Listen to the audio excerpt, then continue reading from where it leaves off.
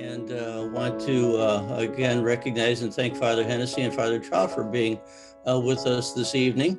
As you notice, Mac's little square up there, it says Shirley McCullough. His name is not, Mac is not short for Shirley. Shirley is the boss of the family, and it happens to probably be her computer, so that's why the name is up there. Mac has been one of the many blessings that we've had for in our Community of the Kingdom group, Mac and Shirley.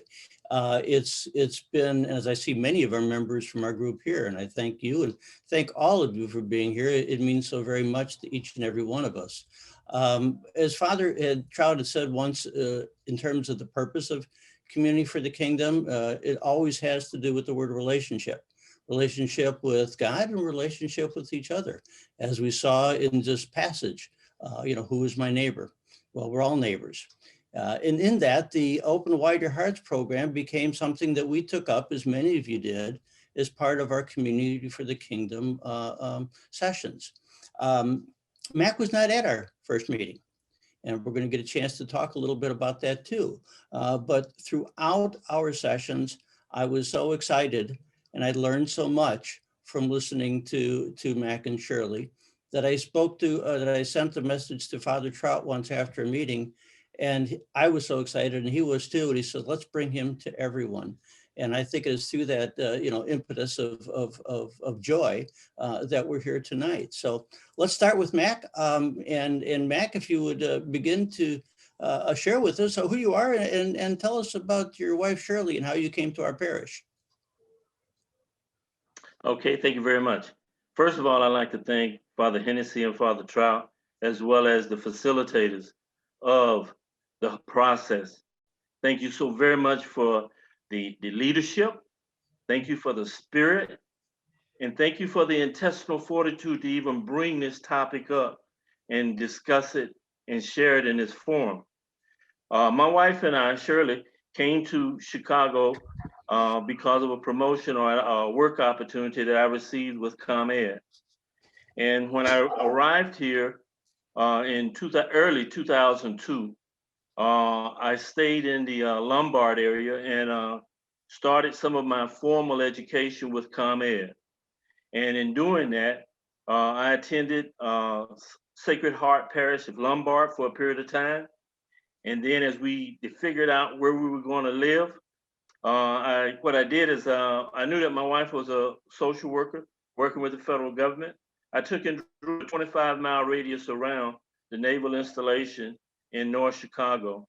And then I began to search for where we wanted to live, measuring the ACT as well as the other skill aptitude tests that are nationally done by the educational system. And once we started to get a home built, and my wife came up from Savannah, where we were presently living, and we visited the Santa Maria de Publica in Mundelein, as well as going to St. Francis of Lake Zurich, and then going to St. Joseph.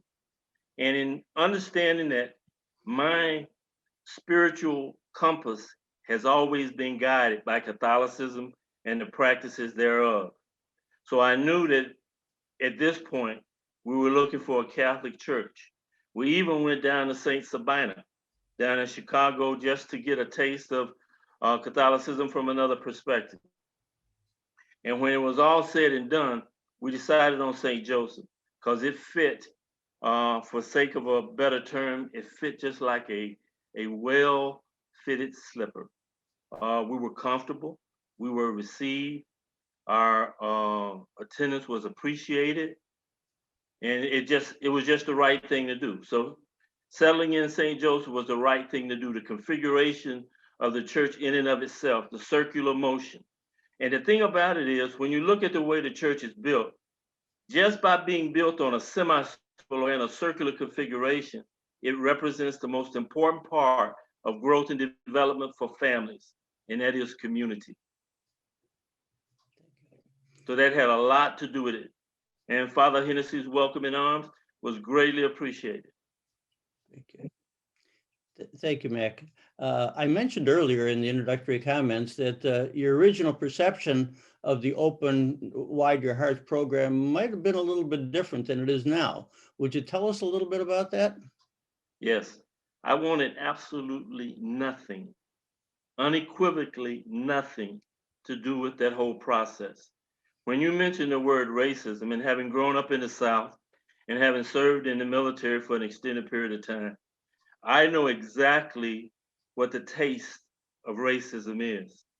And if I was to equate it to something in food, it would be coming into your home after your wife has worked to bake a cake and the aroma of cake floating throughout the home, and then deciding to pour a nice glass of milk, and then slicing the cake, cutting it, getting ready to endeavor it and enjoy it, and you taste the milk and it's sour. And that's a unique taste that kind of puts milk out of your beverage category, or it puts it out of my category for quite a while. I wanted nothing to do with it. So the first night that the session took place, I sat in the family room and I watched the political debate, but I overheard every word that was said. And the more I heard your voice and the more I heard all of the participants' voice, Ellen, Betty, everybody that was there, I heard your voices and I started to feel bad. And I felt bad because just by the number of people that's participating in that call, it represented the understanding that there are people that do care. And there are people that didn't or that don't think in line with some of my experiences. And that the only way for you to understand or feel the impact of racism and prejudice is be able to hear the truth based on what people of color have experienced. And when we go through some of the examples tonight, it's my intent to share it with you, just as you and I have discussed, to take all the icing off the cake and give you the true meat of the cake, or the gist of the cake, and understand exactly how I felt in the things that I've experienced. So do I have my mind changed? Absolutely. Absolutely. Because just by the words that we've shared and the things that I've expressed to the members of our group, it gives us an opportunity to really see it from a different perspective. And that's my total intent tonight. And by all means, a short pencil is better than a long memory. So if anyone has any questions, please write them down, because it would be my commitment to be able to help you understand and help you feel some of the challenges that we, or shall I say, myself as well as other people of color has experienced. Thank you, Mac. And I'm glad for the reminder that at the end, for everyone, we will have an opportunity for questions. Mac said he'd be glad to entertain those.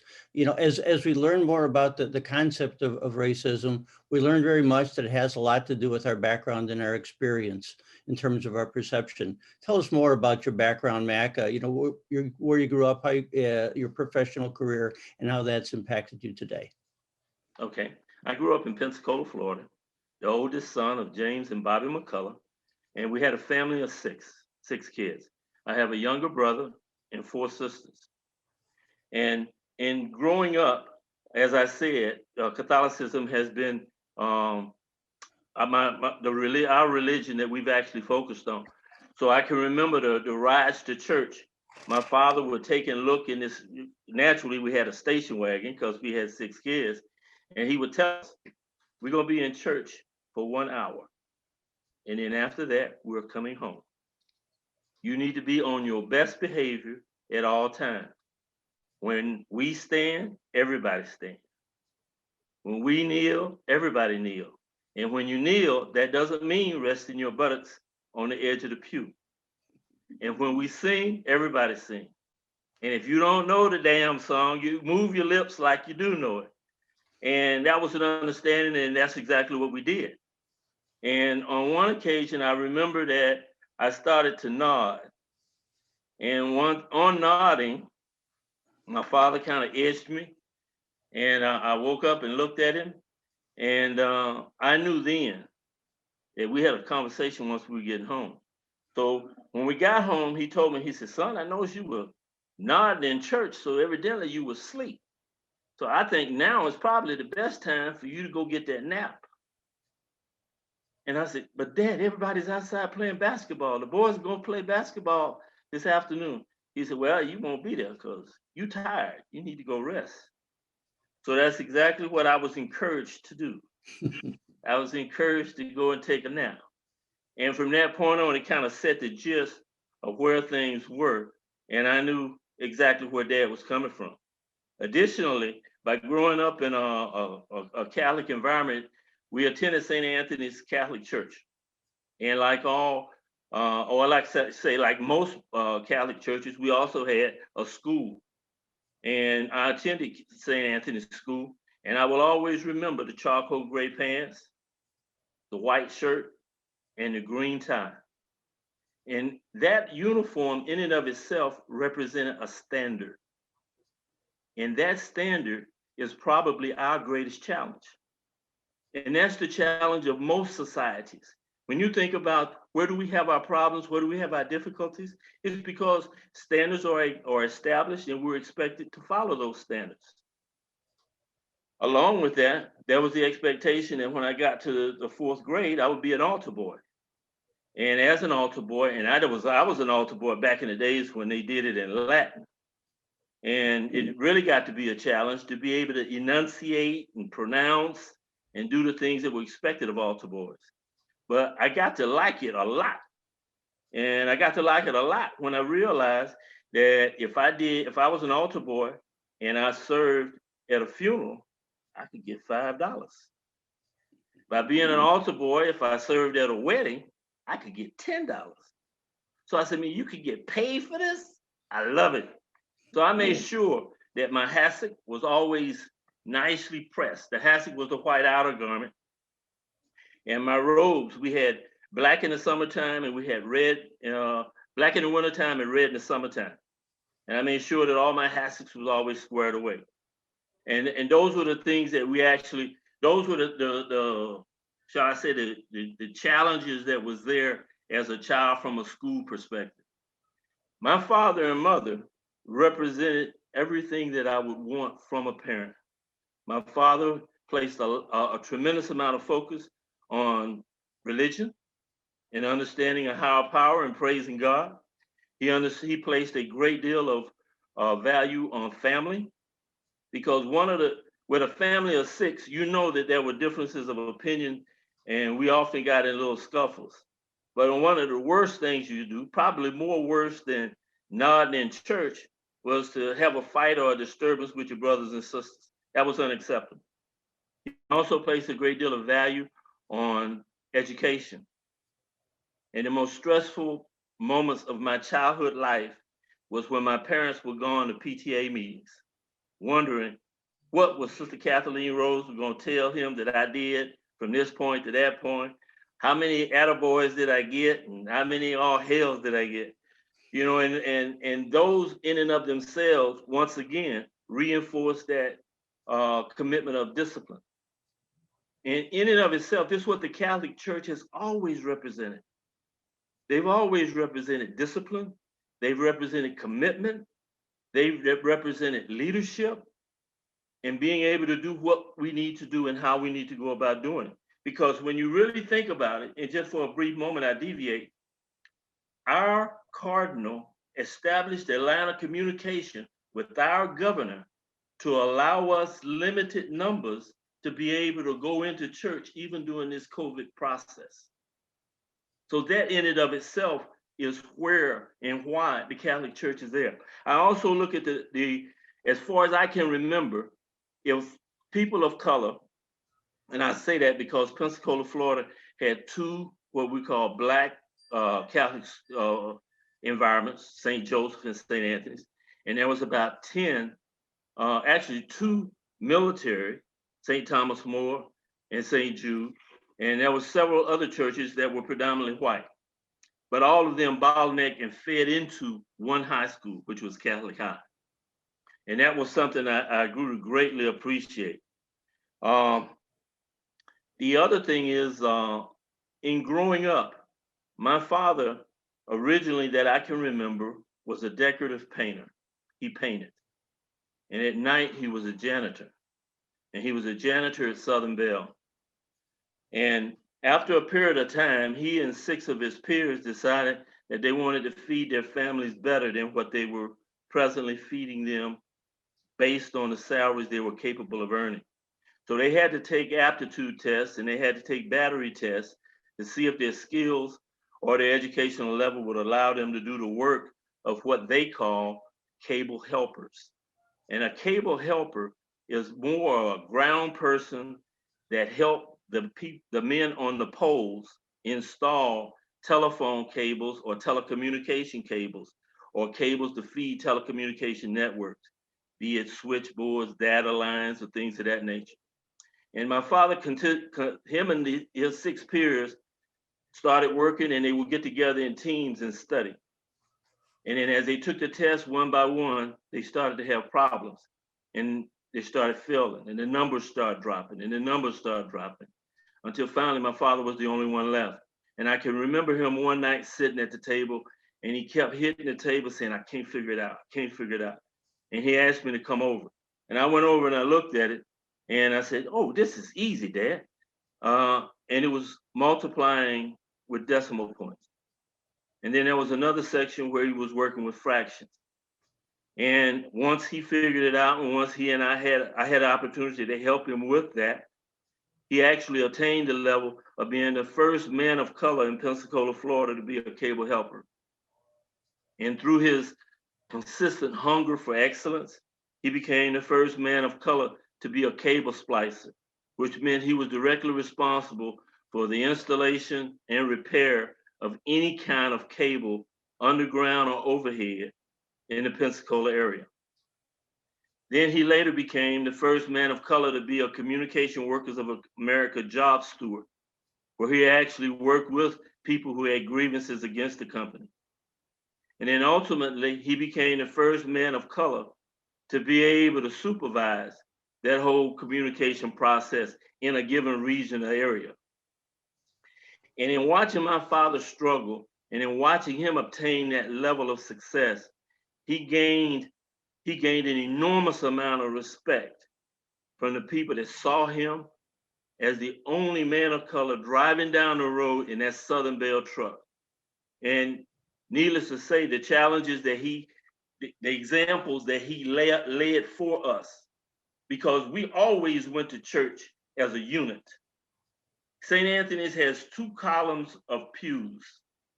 And if you looked on the right side, the 6th row, the 6th set of pews back, there sat the McCullough family.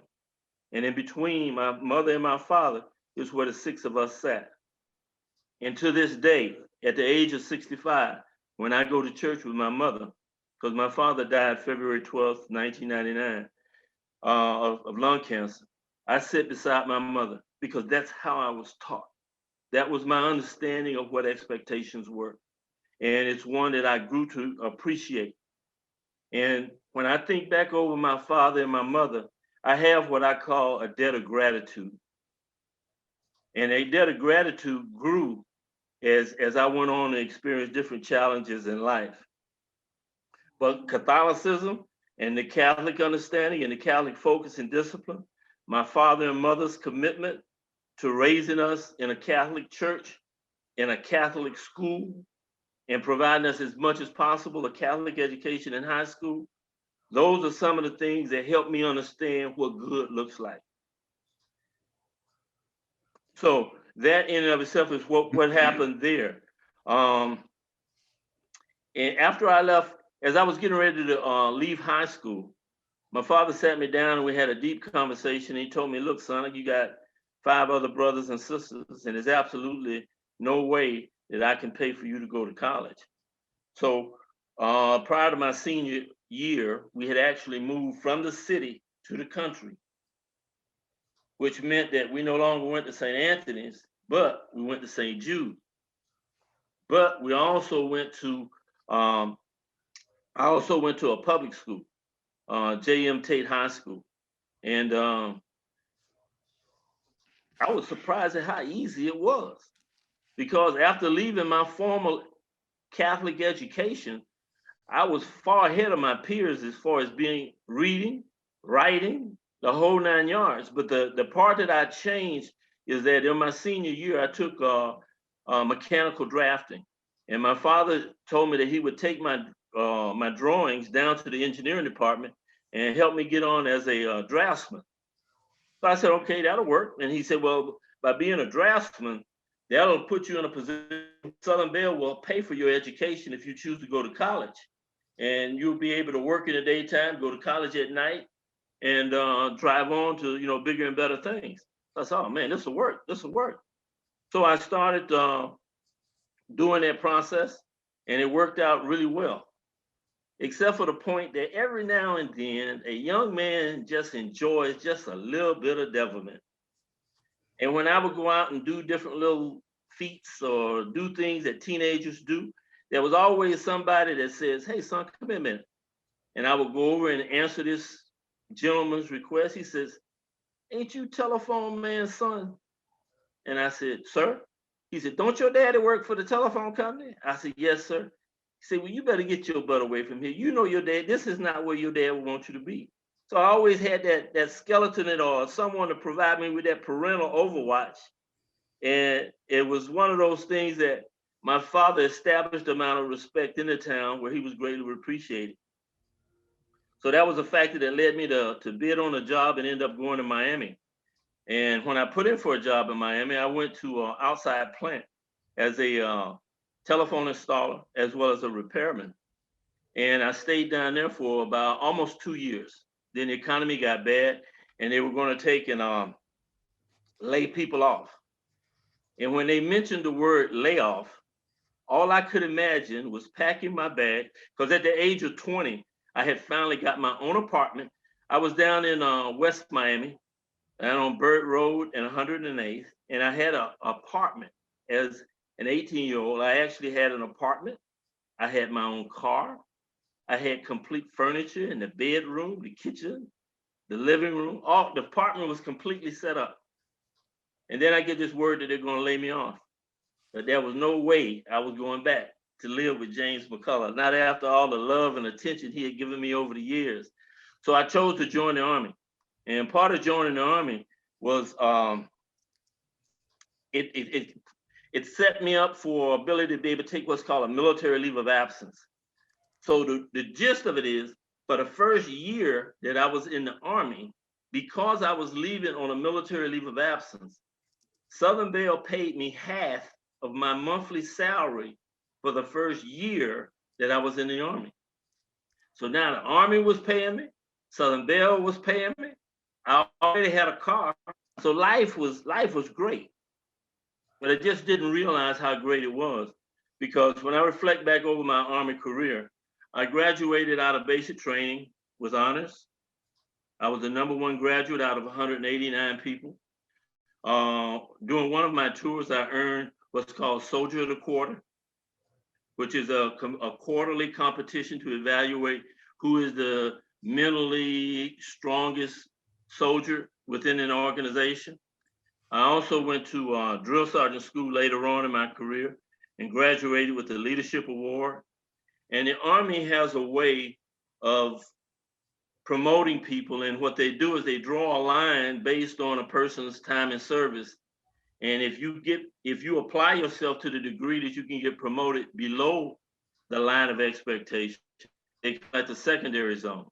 But if you got promoted above or after you cross a certain period of time, that was called the primary zone. I went from no stripes at all to the senior most enlisted grade of Command Sergeant Major in 18 years and 10 months. The normal transition to that grade is roughly 21 to 22 years. And the way that I've done it is based on the way I was raised. And I always understand of keeping God in my life, and then applying all the stuff that I had learned in the Army. And by saying that, the things that I learned in the Army, the Army has actually 5 schools. The Army has 5 schools where they actually teach leadership. And I taught or directed at 3 of those 5 levels. So the Army in itself gave me a lot to go on. Okay, thanks, Mac. That gives us a good idea of the background. And some of the things that were most stunning and most important is that through these life experiences, you obviously had many experiences that were dealing with racism. Would you please share some examples of that with our group? Absolutely. My first experience, or shall I say, one of the experiences that I had with racism was when my family and I were moving into Augusta, Georgia, and I was going to register my son in middle school. And when I got there to register him, the administrative official asked, "Where is my rental agreement so that they could register my son in school as far as an address?" So I said, "Well, ma'am, I regret to inform you I don't have a rental agreement." I said, "But if you're looking for my statement or my property tax on the house that I'm buying, I'd gladly get that to you." So I got it to her. And then I shared that experience with my wife, and she became a bit concerned. And what we did is, like my parents, we attended every PTA meeting that my son had. And the very first PTA meeting that my son had at the Hepzibah Middle School, my wife, we had our son introduce us to his teacher, which was a practice we continued all the way through high school. And then we let her know that we were there to make sure that he would become the best student that she could ever have. And then my wife also volunteered to assist her in any way that she could. And my wife would periodically, unannounced, appear in the classroom, sitting in the back, observing my son for probably about an hour or so. She also helped the teacher as far as grading papers and doing things along those lines. So that was like one of the first things. The next thing that happened is in that same school, my son used to ride the bus to and from school. And one day when he was getting off the school bus, one of the kids behind him used the N-word and asked him to hurry up, move out the way. So when I got home, my wife told me, say, "Your son need to talk to you." So I went in there and he was sitting there tense as though he had done something intensely wrong. And he proceeded to tell me about what happened. So I said, "Okay, get your coat, let's go." And we walked around the circle because the young man who made the statement lived around the corner. So we went around the corner, and fortunate enough, his dad had just got home. And I said, "Excuse me, sir, I'd like to talk to you a minute." He said, "Yes." I said, "My son was getting off the bus today, and your son utilized the N-word and told him to get out of the way." I said, "And I'd like to make sure that we halt that process and get rid of that issue and that you become aware of it immediately." So he called his son out, repeated the incident, and his son kind of looked at him sheepishly, and he said, "I'll take care of that." So I was walking my son back home. I said, "Son," I said, "tomorrow, if this incident is repeated, somebody's gonna get a butt whipping." So he looked at me real crazily. He says, "What are you talking about, Dad?" I said, "Well, if that young man calls you the N-word tomorrow coming off the bus, after he get off the bus, I want you to take and tear him apart from limb to limb."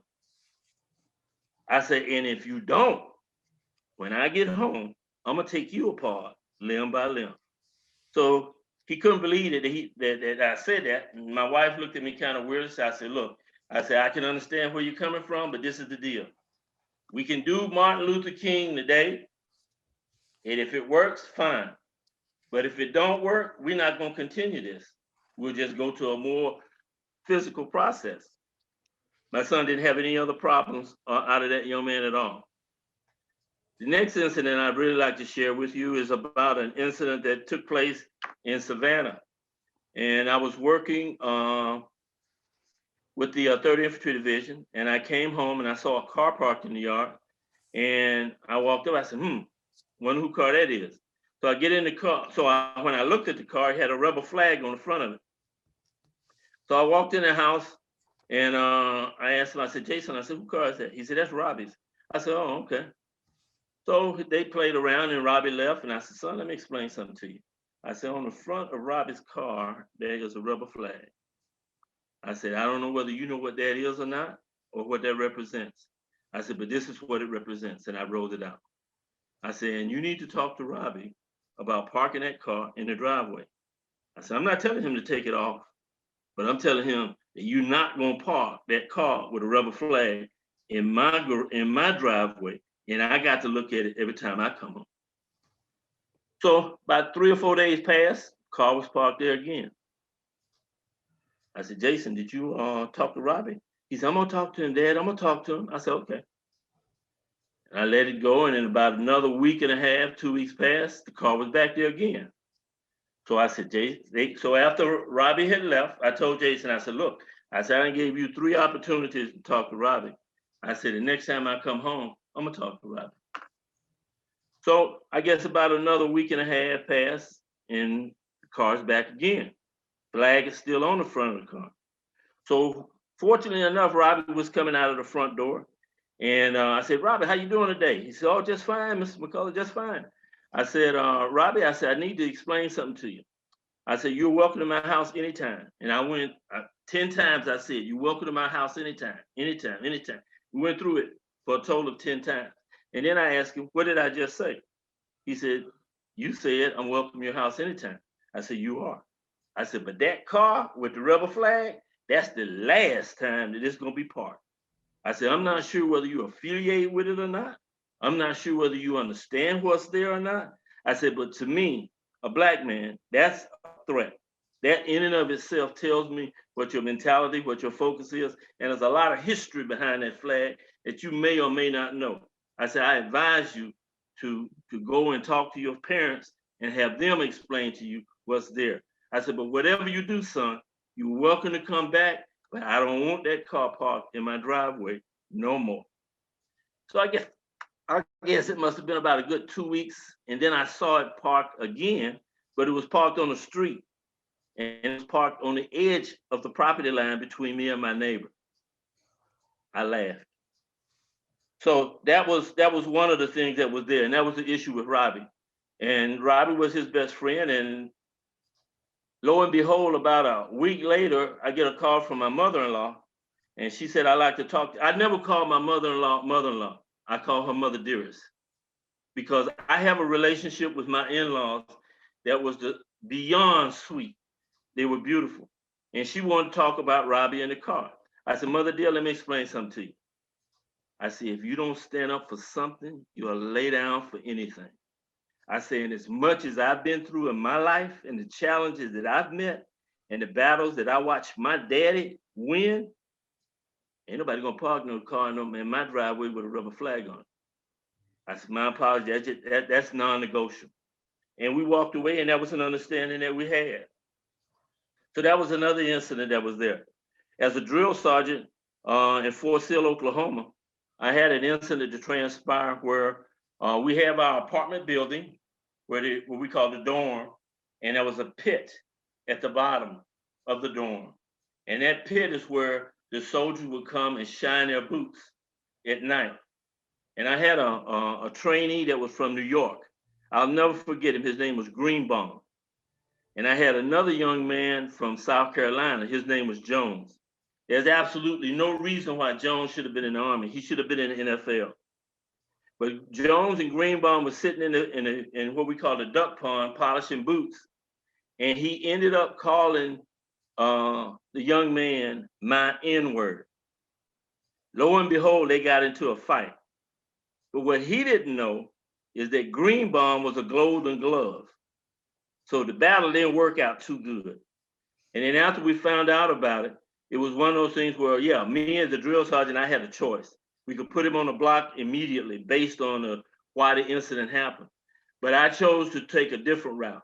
Greenbaum was raised up in an environment of, I think he was in Brooklyn. He grew up around people of color. And this was the dialogue that they shared. So if he grew up with that environment, it was up to me to determine that he needed to be taught something different. And that's what we did. We reduced him in grade, and we explained to him what was there, and we left it just like it was, and they ended up being the best of friends.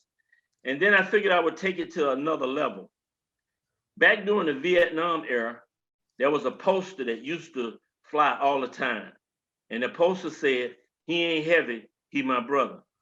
and the poster had a black soldier that was very battle tested, carrying a white soldier on his back. And the beautiful part about the military is you can find people with skills all over the place.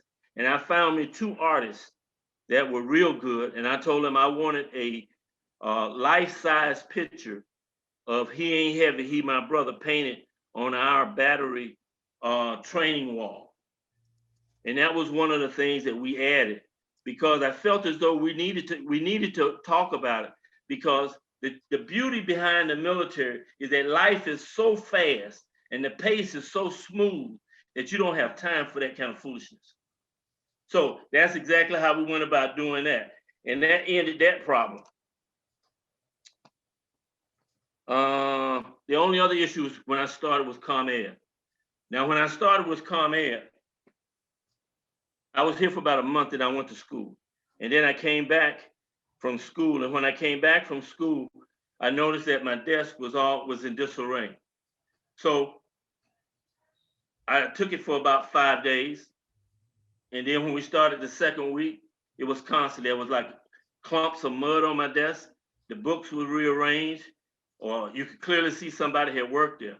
So I went to the regional manager and I asked him, I said, how long is the, how long do I go through the initiation? And he says, what are you talking about? There's no initiation. I said, well, for the last 2 weeks, every time I come in, something's wrong with my desk. It's disarrayed.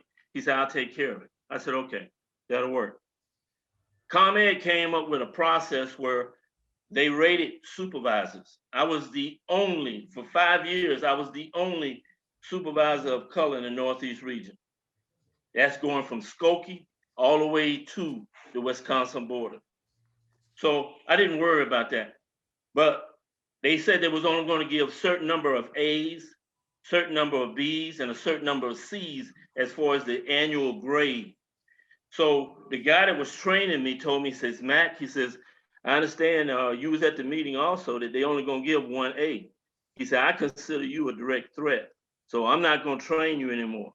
I said, so we're not going to communicate like we've been doing. He said, no, he said, you're on your own. I said, okay, got it. Then I started noticing, we went through about another 2 months. And one time I was bringing timesheets from Northbrook to the Skokie office. And when I got out of my truck, I saw a hangman noose laying on the ground. I walked over, I picked the hangman noose up, and I put it under my coat, and I carried it in, and I gave it to my supervisor. I said, I found this outside next to this truck, and I told him what truck it was. And he says, well, what is it? I said, it's a hangman noose. He said, how do you know? I said, man, I'm black, I'm from Florida. I said, I know exactly what this is. So he said, okay, thank you much, I'll take care of it. So I gave it to him and then I left. I got about a block down the road and I said, wait a minute. So I turned around and I went back and I said, what are you gonna do with that hangman noose? He said, well, I'm not sure. I said, well, first thing you need to do is you need to call corporate security. Second thing you need to do is you need to call HR. Third thing you need to do is you need to call your supervisor and tell him what we found. I said, but what I don't need, I said, because I had enough drama, I don't need you telling nobody that I found this. So I'm talking to one of my peers, and what does he tell me? Gus said that you found a hangman noose. So, man, did I really experience any challenges? No. But what I did is I clearly remember that being on a Friday, and I clearly remember that Sunday on my hands and knees. And I started praying to God, and I asked him, I said, God, help me make it till Friday. And for a period of time, I prayed daily to be able to make it just to that next Friday because of the challenges. First of all, I was dealing with a bargaining unit element, and the bargaining unit element knew the job. I was dealing with a supervisory peer group that all were developed from that same bargaining unit team. So they knew some of the same challenges that I had. So I said, okay, I can either play the role of the victim or I can play the role of the victor. And I started volunteering for every job that came through. We had a a job came through where naturally, according to OSHA requirements, prior to starting any job, you always got to have a job brief. So ComEd started redoing their job brief. I volunteered for that. Then they started rolling out what they call the fundamentals of operational execution. That's the standard by which the unit agrees to work. I volunteered to work on that. Then there was a rollout of the diversity and inclusion program. There's a young lady by the name of Jane Elliott, who's a teacher from Idaho, I believe. But anyway, she took her class and she broke them. It was right after Martin Luther King died. And she broke her class up into a brown group, brown eye, blue eye. And she took the blue eyes and told them they couldn't eat first, they couldn't play on the playground. And she created a conflict environment. And they actually worked their way through it. So I was one of 23 ComEd management people that worked through that whole process. Beautiful. I loved it. But I volunteered. From that point on, I volunteered for everything. I had an Army guy tell me when I worked at one of my leadership schools, you take and put yourself in the center of your work element, and you make sure that you are a direct contributor to a majority of their needs. And that protects you, and it makes you more valuable to the organization. It also makes you more valuable to yourself because you become a major contributor. And that's how I survived my time as in construction management with ComEd. Now, there's tons of other stuff that ComEd has done historically that makes this whole process worthwhile as well. I've only shared with you some of those areas that are there. When we move into the next series of questions, then I'll share some of the other things that transpired with me as well. And one of the things that we want to transition to is this notion is brought up, of course, in the pastoral letter about once you acknowledge what racism is and doing justice. And one of the great examples you gave us about doing justice was your involvement in the life coaching program. Would you tell everybody a little bit about the life coaching program, which started in 2008? Absolutely. If you reflect back around 2002, well, actually 2003, 2004, Mayor Daley was closing the underperforming schools in the city of Chicago. As he closed those underperforming schools, we had a corporate CEO, John Rowe, and our company CEO, Frank Clark. They bought a school that was closed down. The school they bought was at 3645 Chicago Avenue. And when they bought that school, they renovated it and they opened it back up. Well, as they was opening it back up, they opened it back up as a magnet, or shall I say, one of the noble schools.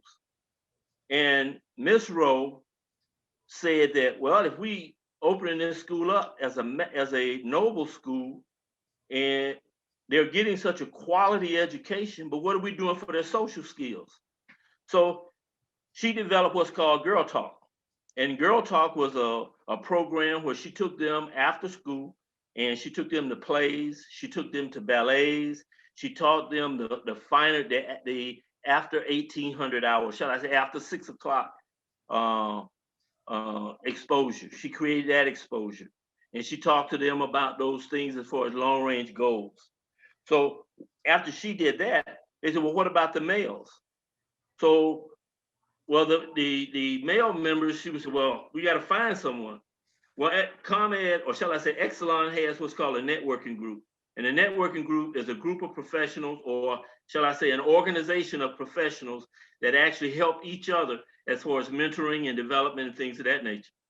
I was fortunate enough to be one of the people that was asked. And what I did, I want to be involved in a mentoring program. I said, absolutely. There were 4 other gentlemen, James Williams, God rest his soul, because he passed of a heart attack about 3 years ago, Abdul Rob, and a guy by the name of Mike Henry. And we were asked if they wanted us to develop a mentoring program to help the young men in the Roe Clark Math and Science Academy. We saw this as an opportunity to reach out and touch that younger society, that younger generation.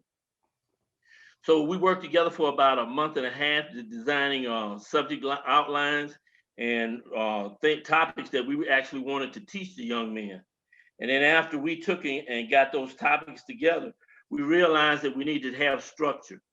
So part of our training is setting up the classroom. It's an after-school program that's at the Roe Clark Math and Science Academy on Thursday evenings. We originally started on Tuesday, and it lasts for an hour and a half. But when we designed the classroom, we wanted a circle. And we wanted a circle so that it create community, the feeling of community. The other things that we wanted to do is we wanted to establish for the gentleman a reason or a purpose for what they were doing. So one morning on the way to work, I was listening to Steve Harvey, and he mentioned about a Bishop T.D. Jakes and a conversation he had with the bishop. And he talked about when we get up out of bed in the morning, we have what's called priorities in life. The priorities that drive us to do what we do, how we do it, the way we do it. And that our priorities in life are listed as 4. And he started off with the first one, God. That needs to be our first priority. Second priority is family. Third priority is education. And the fourth priority is business. And he justified it in this way. Our first priority is God. God gives us the Bible, which is a collection of parables, stories, expectation, desires to guide us through what we need to do. There's no aspect of our society today that you can't find a story in the Bible to give you guidance as to what you should or should not be doing. So that was the relationship there between the Bible and God. By having family as our second priority in life, if we are a good child within our family by doing those things that our parents expected of us, and we do those things that they teach us to do, and understanding also by family being the second priority, there's a governance for parents in the Bible as well. So by being a good child of God, we look at the Bible. By going through the Bible, we understand what we need to do as far as being a good family member.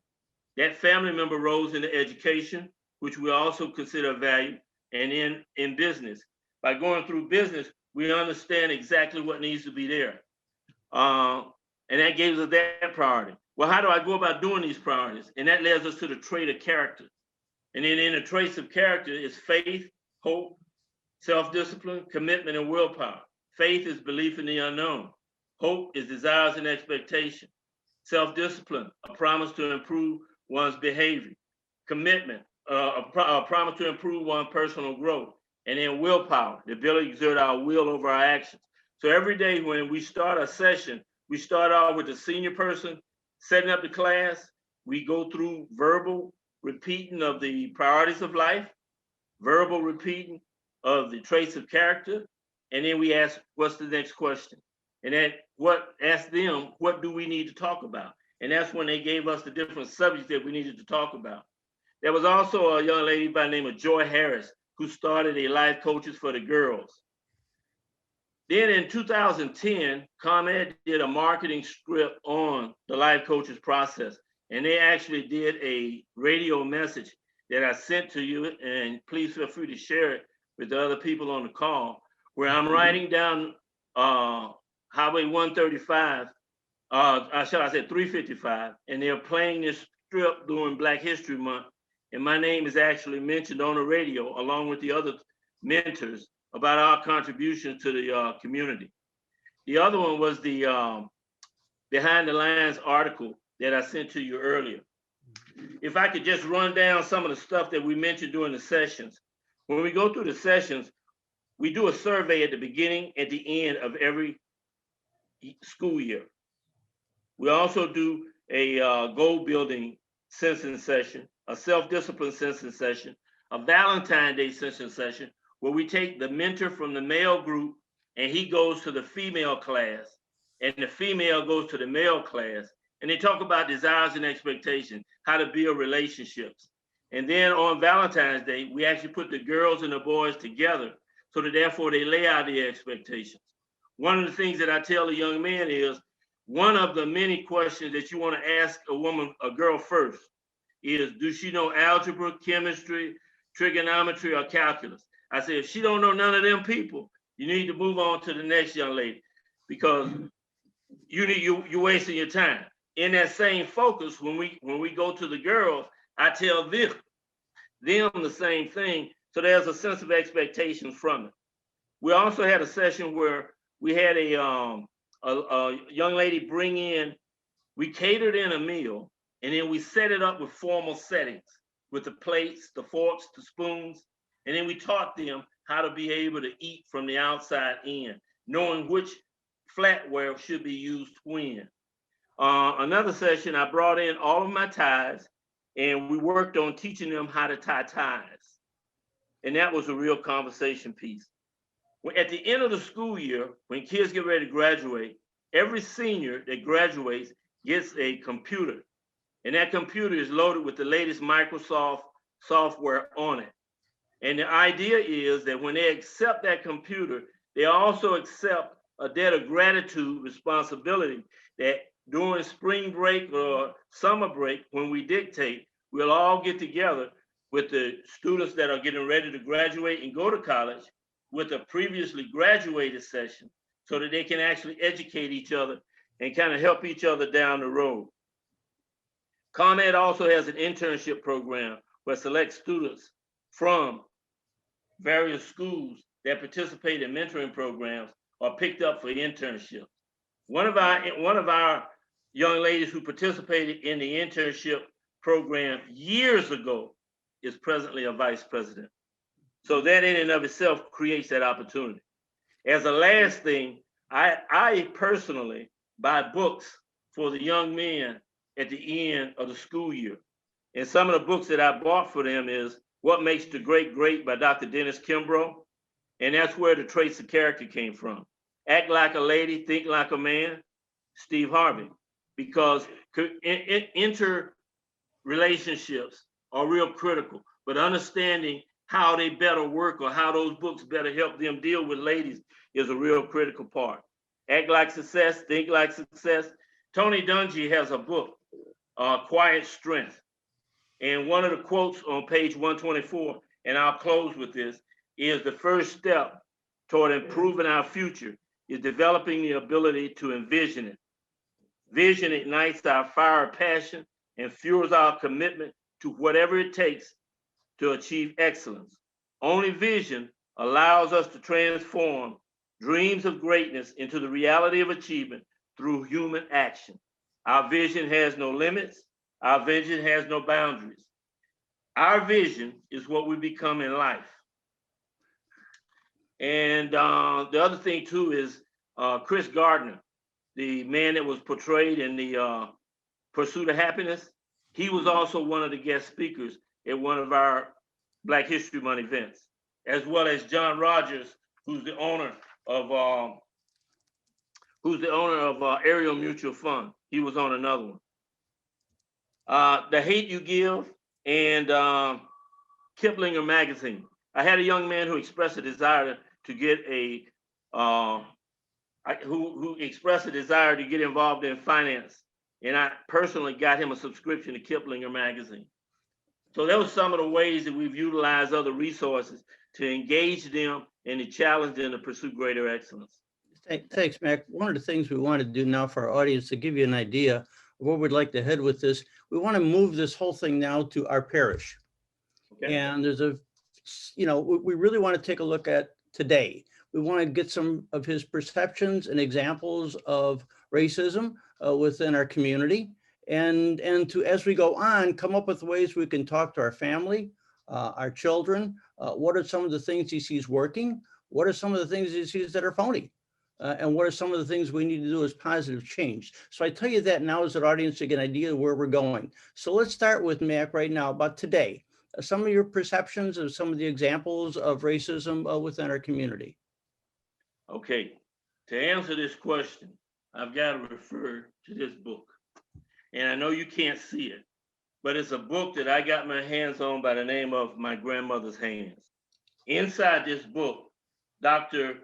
Resmaa Menakem actually addresses racism from a Black perspective, he addresses it from a white perspective, and he addresses it from a police officer's perspective.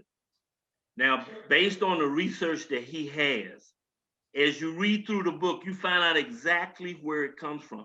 This is not something that somebody just turned a page on and we start to experience. When we reflect back on history, on how our country was built. That's where it actually comes from. Inside his book, he details how in England back in the early 14, 15, 1600s, how abuse actually started. And then he talks about how it came to America, because the people that left England weren't the happy people. The people that left England were the people that had challenges and that were compromised. And they actually undercovered and endured some of that. But in addressing your question specifically, there was a period during our service where we said, let us share a sign of peace. And you can look, well, right off the top, I say, get the experience and go to a Black church. When you go to a Black church and he said, let us show each other a sign of peace, the church turns into complete chaos. Everybody is going everywhere, shaking hands, kissing, hugging, and going through those processes. I know we're in COVID at this time, but to experience that on a different level, or to experience that from another church, kind of gives you a feeling of relaxing. Now, when you take the songs that we sing at the 9 o'clock mass, and you look at the songs that are sang in some of the other masses, I think we got a little bit of rhythm going, because the music in and of itself sounds more, what it does is empowering. And that's where we as a group need to look at engaging our people. We need to have or develop a sense of empowerment, where we actually empower people. In the years that I've been going to St. Joseph, we recently in public recognized some contributors by giving them gifts or providing them with trophies and items that they earned through their commitment and hard work. That's the first time that I've seen it done in a Catholic church, period. That's one of the things that we're doing good. There was a mass that we had probably about 8-9 months ago, where there was a deacon of color from the seminary that was serving Holy Communion. And I sat and I watched as the lines grew and ended. The line that was on, I say, the Milwaukee Boulevard side was long. The opposite line going down the center of the church was short. Once that line ran out, there was no usher moving people over to where the deacon of color was. And he stood there for, I want to say, at least 10 people. That was wrong. That was wrong. I'll share another incident that happened with me. I was stopped once and I was asked, I've got this ministry that I'd like to get you to participate in, but I've got some applications you need to fill out first. I said, okay, no problem. So I took and I got the application, I filled it out. A week passed, 2 week passed, 3 week passed. And then after maybe about a month and a half, I saw this individual and he approached me and he said, well, we've got a change of leadership at this location and I haven't got permission for you to come. I said, okay. 2 months passed, 3 months passed, 4 months passed, 6 months passed, 7 months passed. No phone call. Now he got my text, man. He got my text. He got my phone number. I got his, but I didn't hear anything from him. So then I was asked that the pantry is doing outstandingly well, and we'd like to be able to serve some people of color in the North Chicago area. Do you think it would be a problem if we were to confront them? I said, if we were to give them a phone call and invite them. So I told the gentleman, I said, well, what would be more touching is if you set up an appointment and you went and invited that person or invited that group or provided that service in person. I said, I hate telephones. I said, but if you go in person, that lets them know you're real. So he said, okay, fine. He said, oh, reference that other thing I asked you about. He says, we're not finished working with that yet. We're still working on it. I said, well, let me ask you this. Father Trout knew about it? The answer was no. I said, see, that tells me right there that it's not above board. I said, because anything or any task or any assignment that's given out that doesn't go the way it should be, Father Trout should be the first one to know. And I left it laying right there. In terms of what works well and what's not working well, tell us a little bit about areas, and we use this word in our group about, what do you see as phony? What do you see as not good follow through?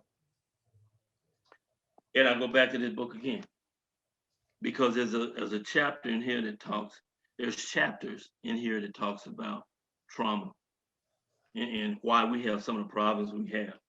And that's where we can best get the root to our answer, because it originates with us. The things that are the things are this. This is what I mean. And please follow me. If you don't understand, say you don't understand. The people that on this conference call don't have a great deal of issues with what we're talking about. That's what struck me. That's why I knew I had to be a part, because there were people out there that wanted to know. There were people out there that were just begging to understand. How do I understand how you feel? And if they really didn't care, it wouldn't be 57 people on this Zoom meeting. That's why there's hope. That's why there's things that we're doing good. We have to address those tough questions, and we have to address them with the very contents of the topic of this group. Open wide your heart. As we allow some time at the end for questions, let's kind of combine some of our last thoughts here, Mac, in the interest of time. Things we should be doing to talk to our friends, to our children, about the ideas of racism and the kinds of things that you would see that would lead to positive change. Kind of where do we go from here? Now, just to go back to that other question for a brief second, I realized we spent an hour, 20 minutes here, but it didn't take an hour and 20 minutes to create this problem. And it's not going to take an hour and 20 minutes to solve it. And we've got to realize that if you do something 2 or 3 times that's wrong, it becomes a habit. If you do it 20 or 30 times, it becomes a practice. If you do it with an infinitive amount of times, it becomes a culture. We are working with a culture. Our children are looking at their grandparents and asking them questions. They're looking at mom and dad and asking them questions. And one of the worst things that you can do is to never have time enough to answer a child's question. Oftentimes, Jesus has always talked about the children, and he's always identified them as being humble and without sin. It's not until they become older and become more responsible that they'll pick up the habits of some of their environments. We got to choose to do the thing that's different. We got to choose to do what's right. We got to choose to be able to make those hard rights. I remember one time I was driving down the road in South Carolina. My son and my wife was in the truck, and I was driving. I was doing about 70 and a 65. Cop pulled me over, and when he pulled me over, he said, "Hey boy, where you headed?" I said, "Well, I'm going up to Charleston, sir." He said, "You realize you were speeding? Give me see your tag, your insurance, and your license and registration." So I give it to him. He said, "You had a justification on why you were speeding?" I said, "Yes, sir." I said, "The problem is my wife's got a kidney problem, and I'm trying to get her to the restroom. And if we don't get her there in a minute," I said, "we're gonna have a problem." He said, "Ain't no problem." He gave me all the stuff back. He said, I'll turn my lights on. I'm not gonna turn the siren on. We'll get you to the next stop." So he get me to the next stop. She gets out. I said, "I don't give a damn what you do, but go in that store and get something, or go in there and use the bathroom." So she gets out, she goes to the store, and he come back and get in the vehicle. And we get about halfway home. And I said, "Son, I need to talk to you." I said, "Daddy told a lie." And I told him what I told a lie about. And that little knucklehead told everybody he came in contact with for the next 2 or 3 days. So our children, our young people, tell them the truth. And if we don't know the truth, it's okay to say you don't know. It's okay. Then you get them and you learn together. And when you learn together, that makes that bond even greater. My son is 35 years old. And he and I talk at least 2 or 3 times a week. There is nothing that we don't talk about. The same relationship that I was worried about when he was growing up, the relationship I had with my father, I got with my son. And we talk about everything, everything. So that's where a lot of it's got to come. And the phoniness, They know when they found it. And then the thing about it is, we need to teach our children we need to have that conversation about going to church and praising God. When we walk into that building, that's God's house. We need to come with our best or our most appropriate attire. And my values are my values. I own my values. And it ain't tennis shoes and shorts. And it's not a matter of me judging someone. It's identifying that we're in the house of God. And that's the most religious, that's the place we go to get everything. Our rewards we get from him. Our challenges we get from him. The things that we have trouble with the most in life, that's who we relate to first. Oh my God, what do we do? Oh my God, how am I gonna do this? Oh my God, are you real? Are you serious? Or are you phony? That's what we gotta do. We gotta go back to the basics. Good, thank you. Thank you. Any closing thoughts you would have, Mac, in terms of us before we turn it over to questions for people? Well, the only thing is, where did we take the students? We took them to the Braidwood nuclear plant. We took 22 students to the Braidwood nuclear plant, and they created training for them. We took 17 students to Aerial Mutual Fund. One of the worst things that we can do is deny, or shall I say, is deny an opportunity to teach people of color about money management. I'm not saying try to change the world. I'm just saying the part that makes a difference in my life, why I'm living where I'm living. Why I'm living where I'm living is because of a commander that I had in this book, Wealth Management by Charles Givens. When you take and feed a man, when you take and put money in a man's pocket, you gain his undivided attention. You feed him for a day and he on his way. The Chicago Board of Trade, we sat the students down and told them exactly what the Kennedys did with the Chicago Board of Trade, how much they sold it for. And we had them walk the floor on the Chicago Board of Trade. UIC, we've got a relationship developed with Dr. Alfred Tatum, the Dean of Education with UIC, where we take them students in and put them on a high school, on a college campus, and let them walk through the college campus and get a chance to see what opportunities exist for them there. So that in and of itself is a lot of what we did. I realize the time that it involved, and I so graciously thank you for participating in the call. The numbers still haven't dropped, so evidently we're doing pretty good on that end. And if there's any questions, please let me know how I can help. Because I'm sure no one has that kidney problem that you were speaking of. Questions, please, anyone?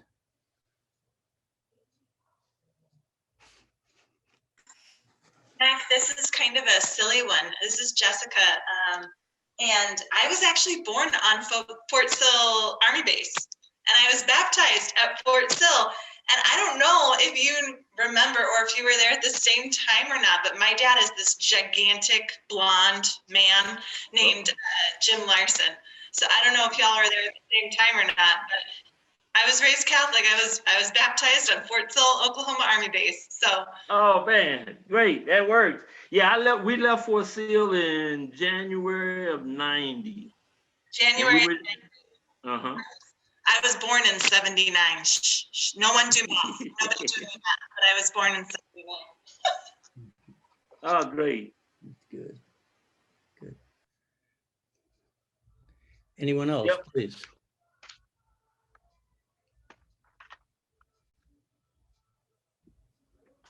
Hi, Steve. I'm just curious, Mac, can you tell us a little bit about your immediate family? You mentioned your son. Can you tell us, do you have any other children, or how long you and your wife have been married? Oh man, so you you put me on a spot there. That's the question I should have got typed at the bottom of the screen. Sorry about that. My wife and I, we've been together for 35 years. And the thing that's most important is that when we chose to get married, we talked about what went right in her parents' marriage and what went wrong. And I shared the same with her. We talked about what our goals and ambitions in life were. We talked about how we were going to support each other. We talked about what was our destination and how we were going to do it. and we set up a plan where we actually supported each other. And the amazing way that God works is my wife had a job in the federal government. And once we married and got together, our first assignment from Fort Sill was in Italy. She got back into the federal system, and each time that we moved from that point on, she was always able to get into the federal system until I went to Saudi Arabia. And then she stayed in Savannah. But it was a beautiful experience. And the thing about it is the DoD education system is equivalent to the Catholic education as well as the Noble education. Very, very credible institute. They do a fine job. And the experiences that my son had, and we didn't live in the government quarters. We lived in the community. My wife had, and the thing is, I found out through a hoax is she actually had an account with the florist down the street, because in Italy, they always got fresh flowers on the table. And then neighbors, I never felt, the only thing that I didn't cover in here when I talked about places that are really where I felt the most at home, I told my parents if Italy was 4 hours closer by plane, I'd never come back to the United States. I never felt so loved in all my life. Even now that we've retired, we've been back to Italy 3 times. That's how beautiful. And we go back to the community that we grew up, that we actually lived in. Well, thank you for that. Thank you. And someone else, please. Yeah, Scott. Mac, hi. My name's Walt, and I just want to first say thank you for sharing everything you did with us here tonight, and want to affirm you for all the lives that you've touched over your lifetime, and it sounds like you've just done some great work, and so God bless you, and I'm so grateful God has put you with us. I'm just curious. I love hearing this from people. If you don't mind, would you share who are your, if you have a favorite saint or two, and if you got a favorite Bible verse that, if you don't mind sharing, Yeah, I do have a favorite Bible verse, and the favorite Bible verse that I had is the one reference to talents that were hidden and the talents that were used. And what was the first part of that? If you have a favorite saint. Not really. The thing about it is, I go to the one that gives me the most help. St. Christopher when I'm traveling. St. Joseph when I need him. You know, it's I want to be able to get it from the expert. And the thing is, I guess the conversations I have with God the most, is being able to work through and being able to go back and say thank you. Because I'm presently, or shall I say, we're presently in a position that I will call financially independent. I'm not going to call it rich. I'm saying that through our travels and through our lessons and my ability, I would not be where I am today, and you would not get this conversation from me if it wasn't for my wife. My wife, even with the mentoring group, each group we took down to the either the Bulls game or White Sox game or the Cubs games. If we were allowed to bring family, I brought my wife with me as well. And I made it well known that she was my rock, she was my pillow. And that's what we've done with each other. And to me, that's been most important. Good. Amen. Thanks for sharing that. Is Shirley available to stick her face? She's going to be mad at me when I say that, but maybe she could come and just wave to everybody. I'm planning on sleeping here tonight, not at Holiday Inn. It was a good try. I guess I am in trouble, and that's okay. Give it a try. Give it a try. No harm in trying. That's it. Other questions, please. I have another one. When you guys get to know me, you'll know that I have a really hard time holding my tongue. I just kind of say everything.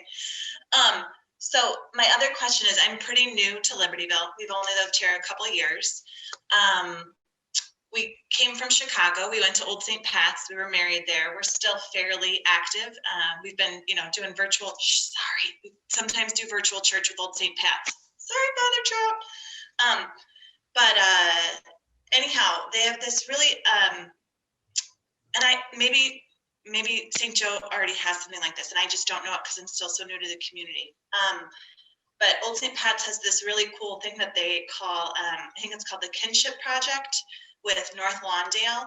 And it's a situation where parishioners from Old St. Pat's and parishioners down in North Lawndale, they go to each other's churches and they participate in each other's communities. And it's not about helping another community, it's about developing kinship. And it's something that's been on my heart and something that's kind of keeps presenting itself to me as an idea that we could maybe do through St. Joe with another community in the area that's different than ours in terms of race, to build kinship and community with other nearby towns that are a little bit different than Libertyville. But I guess my question, Mac, that was really long-winded.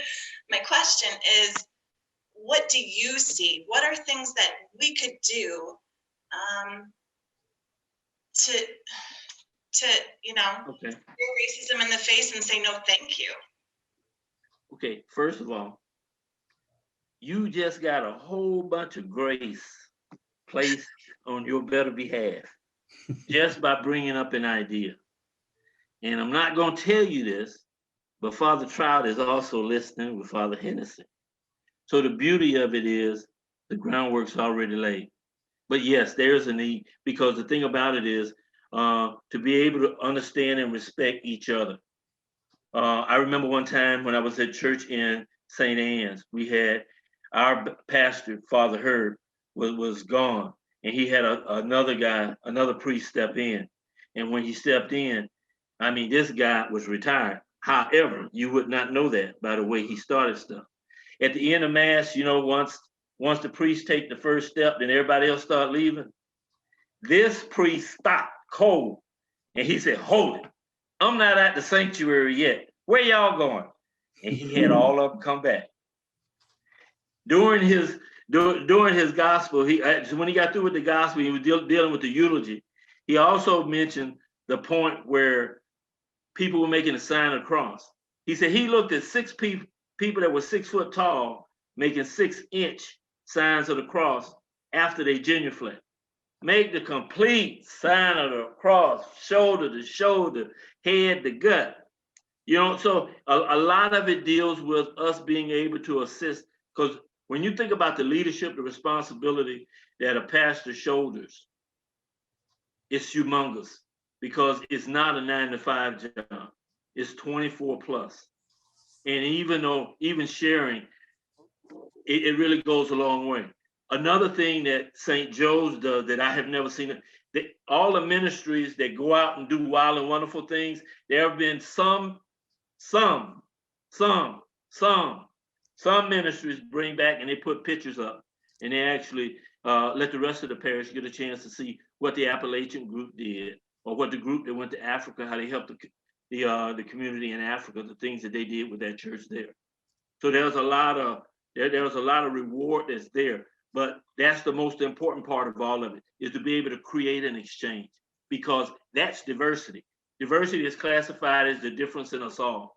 And that's why earlier I made that recommendation that if you were to go to another church, you'd be able to pick up a difference, because at the end of the day, it's nothing like home. May I make a comment here? Oh, yeah. Good evening, Father. Why, sure. Yeah, I think it's important for me to acknowledge 2 great people in our parish, Dick and Janet Jacob. Janet has gone to God, but Dick Jacob is still around, and he was instrumental in starting a program just shortly after Martin Luther King was assassinated, in which we did, Jessica, have a matching parish, a black parish from the south side, and St. Joe's.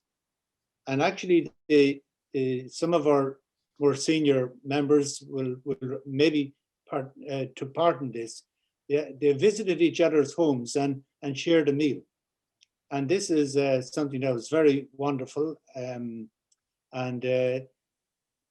at Janet's funeral a few years ago, it was beautiful to see that several people from that parish on the south side, and there were older people as well, because it was a long time ago, and they turned up for her funeral. So the bonds and the connection lasted probably 40 years plus, which was very wonderful indeed. And I perhaps that's something that's in, it was a wonderful legacy of St. Joe's, and maybe it's something we should look at reviving these days as well.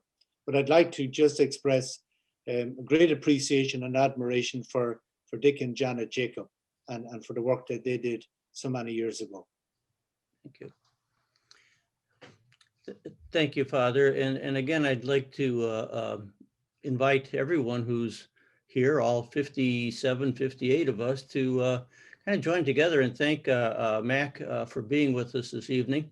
I've cut him short on a few of his answers, unfortunately. In the interest of time, I see a lot of hands clapping. We're truly blessed to have you. I'm blessed to have you as a friend, and wonderful opportunity to hear from you this evening. Before I have just a final thing to say, I'll turn it over to Dave for a second, please. Sure, thanks, Scott. To kind of compliment, and again, thank you, Mac and Scott, and especially Scott for helping to facilitate and coordinate this. We really appreciate it, and for Mac for being so open and sharing your story as well as you did. We need to get you, Mac, on stage more often, man. Just a side note real here as a compliment to this conversation, coming down the road on March the 2nd of next month, actually, the Social Justice Commission is going to be continuing their regular series called Conversations That Matter. And speaking of conversations that matter like we had tonight, they're going to be tackling the issue of the Bridges Out of Poverty program, and giving an introduction to people who want to know a little bit more of, what is involved when we wonder, how does a person find themselves in a situation of poverty? What are the resources, tools out there that are available to help them, as well as from our standpoint, for those who want to reach out and help them? How do we have a conversation, or how do we build a relationship with someone struggling in poverty that builds a bridge of humanity and dignity with them, and not a disconnect? And so again, this is going to be on March 2nd. The Social Justice Commission is going to be having it on Zoom. Check out the Carpenter for information, as well as our website for more details. They'd love to have, especially Community for the Kingdom groups there who would like to know more about it, or especially, some of the connections or things they may have heard during the conversation tonight. Be a great chance, and they'd love to have you. So there we go. Scott, back over to you. Thanks, Dave. Just a closing comment. As I said, Mac is a gift. Mac is a gift to our parish, as we all are. And I know that he would be very glad to talk to any of your groups, the Community for the Kingdom groups, or the Open Wide Your Heart groups. He said that to me, and he said he would be very happy to. So don't hesitate in using him as a resource. He has a wealth of information and a wealth of sincere, heartfelt, personal experiences that he can share with us to help us mutually grow. In that spirit, I'd like to ask if Father Trout would give us a final blessing, please. I had a beautiful blessing written down here. I can't find it now. But once again, my gratitude to everybody for being present to this. It shows that we care, and that's a very beautiful thing indeed. And I pray that Almighty God may bless all of you, and bless your families, grant you his peace, his grace, and healing. The Father, and the Son, and the Holy Spirit. Amen. Remember, head to gut, shoulder to shoulder. Good one. Thank you very much. Thank you. Everybody. Thank you.